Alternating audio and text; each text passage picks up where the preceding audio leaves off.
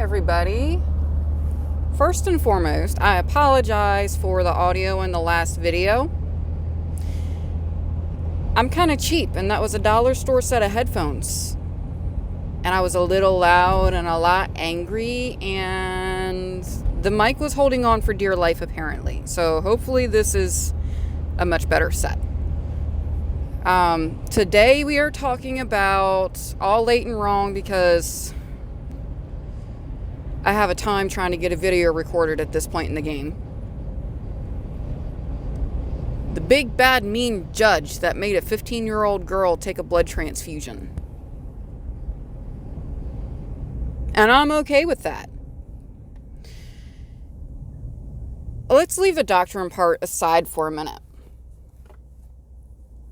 I've said it before that I don't care if your religion mandates that you dance with the purple hula hoop in the rain naked, as long as you're not hurting anybody. I really don't care.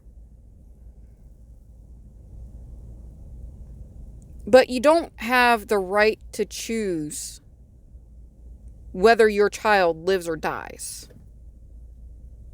That's outrageous. Like, it's one thing if you're choosing between like a synthetic or a biologically derived product based on, I don't know, you don't want pork going into your kid or anything from a pig. Because there's some religions that are like that. But when it comes down to something that could save your life, the only way to save your life, that child is depending on you to preserve their life. You are raising that child to get to a point where they don't need you anymore. That is the whole purpose of parenting. At some point, they will have free will.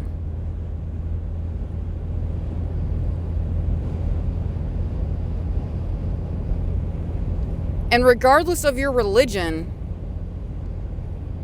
we all know what happens when... Let me try this again. We all know what happens when a Jehovah's Witness is baptized and decides to leave. But, let's suppose that somebody's not baptized at 18 years old and decides they're going to go and do their thing. They're a good person, they had a good upbringing, but this isn't their thing. As dramatic as that is for a parent and as upsetting as it could be, they always have that hope that, they're pretty young. As they mature and get older, they might decide that they need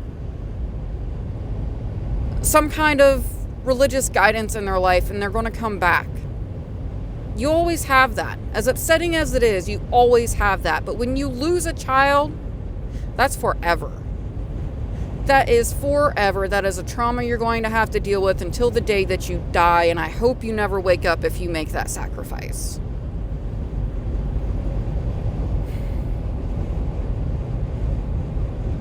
And it shouldn't be your right to force them to make that sacrifice, or to expect them to, or to encourage them to, or to pressure them to.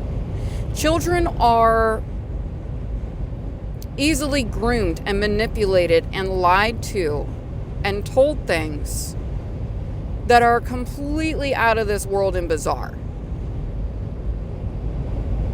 Regularly. This is a thing. They're children. It's what they do. It is what they do. I went to a trade school where there was this 18-year-old girl who felt bad for drinking soda because her teeth were going to rot out tomorrow. That's what her parents told her. Meanwhile, the rest of us grew up drinking soda and eating candy like crazy. Totally fine. I got on my teeth.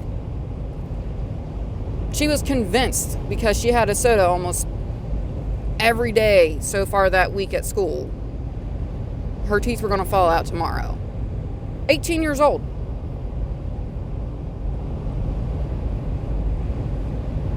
The things that people believe until they have a chance to mature and individualize is insane. But let's look at this more statistically and not psychologically. If you look at the Pew Research surveys, and you can Google this because I don't have time to be looking for links and going back and editing this stuff. If you look at the Pew Research survey, only 1 out of every 3 Jehovah's Witness children raised in the religion will choose to remain part of the religion into adulthood. 1 out of 3. They also estimate that 1 out of every 100 Jehovah's Witnesses will be disfellowshipped in any given year. Now, when you get down to this level of math, it doesn't matter if I can't remember if it's 1 out of 3 or 1 out of every 6 returns, because either way, it ends up being only about 31% remain Jehovah's Witnesses until the age of 25. If you take that math and the statistics and all that and kind of work it out, 31%, that's less than half. You've got less than a 50% chance, and you're going to force that child to die.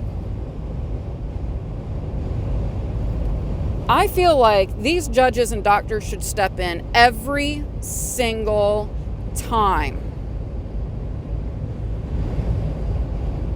Every single time. Because like I said, it's one thing to have the hope that they will need that direction, like a lot of people do between the ages of, I think it's like 27 to 35. A lot of people turn back to religion. A lot of people feel a strong need to have that faith in something. But when you take that, because you obligate them to that, or because you've groomed the child to believe in that, and there's only a 31% chance, like,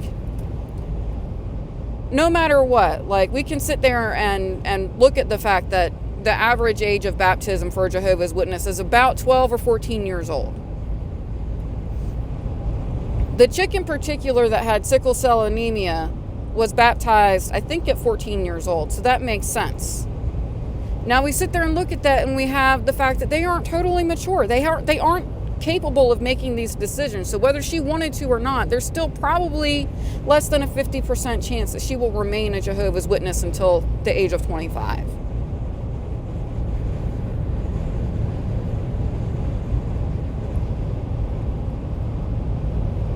But even when the child would want a blood transfusion and they're terrified of dying, a Jehovah's Witness parent wouldn't allow it, and a doctor's hands are tied, and the best thing that they can do is try and intervene in that short little window that they have to save this person's life when it is that critical, and try and get that child the help that they want.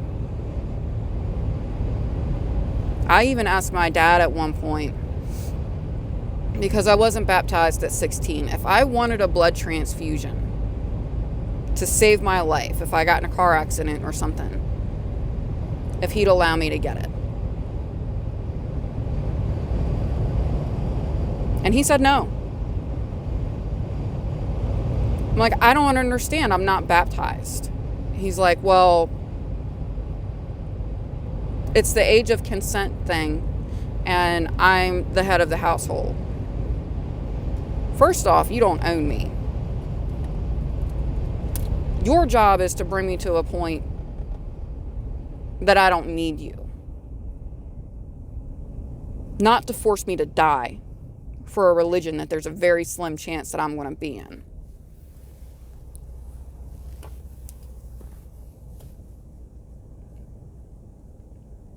But it's basically sitting there and saying to the children of Jehovah's Witnesses, you know, we wouldn't allow you to get married because you need to give your young life to Jehovah. You need to give your prime years to Jehovah.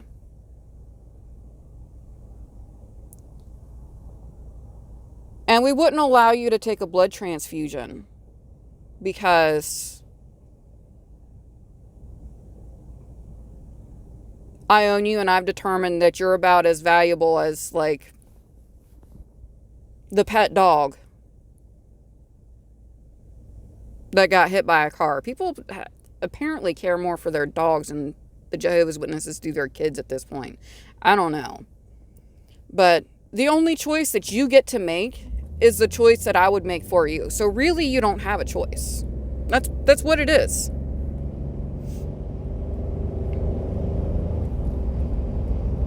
But let's look at the scriptural part of why this is so wrong, because at one point I did a verse by verse and word by word exploration of the scriptures that they use to justify this mentality, this brutal, abusive mentality, this brutal, possessive, abusive mentality. And because things cannot always be translated directly, I decided to use the interlinear.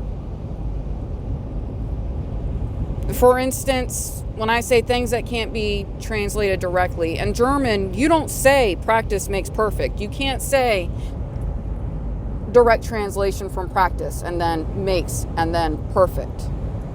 In German, they say practice makes the master. It conveys the same message because there's no way that practice makes perfect as a direct translation would make sense. So I got out my interlinear, my gigantic book, probably weighs 15 pounds, and I looked at it word by word. And in some context and translation of these words, it could be inferred that the blood that they're not supposed to be eating is the blood of a sacrificed animal, an animal sacrificed to Jehovah. Which to me tells me that they could eat other blood.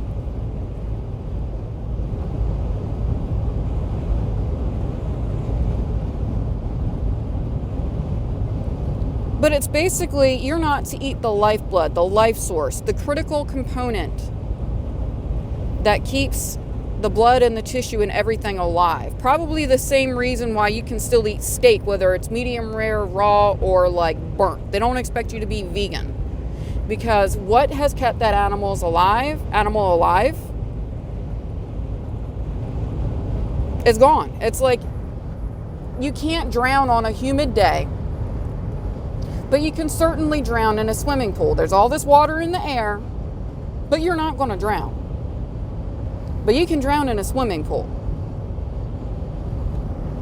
It's kind of like that. The lifeblood would be the water in the swimming pool. There's still water in the air, or else we'd all be dead.